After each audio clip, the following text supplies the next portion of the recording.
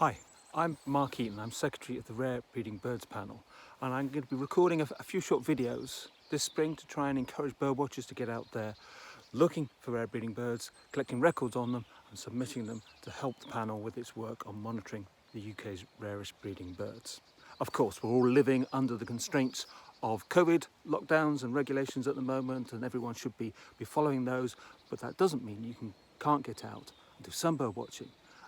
And even now, right at the beginning of the spring, it's a great time to be out and looking for some rare breeding birds. Some of our species, really our resident species, it's the best time of year to be finding them. Things like willow tits and lesser-spotted woodpeckers and goshawks can be most apparent right at the beginning of the spring.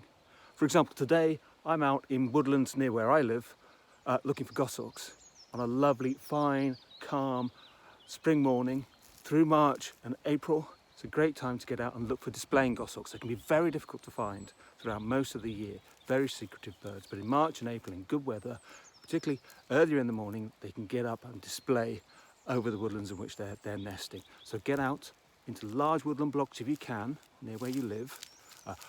Often forestry blocks, coniferous forest, but they will use a variety of different woodlands.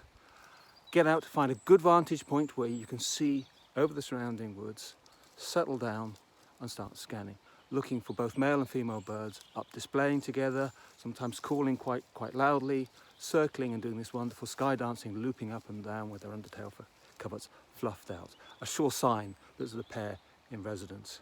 And if you are lucky enough to see this, collect the information, make sure you submit it to your local county bird recorder with all the details of the breeding evidence you collected, exactly where the location was, so that data can get to the Rare Breeding Birds panel. You can submit it via BirdTrack as well.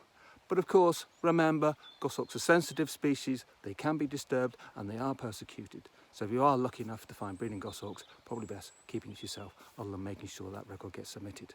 So get out there, get searching, have fun.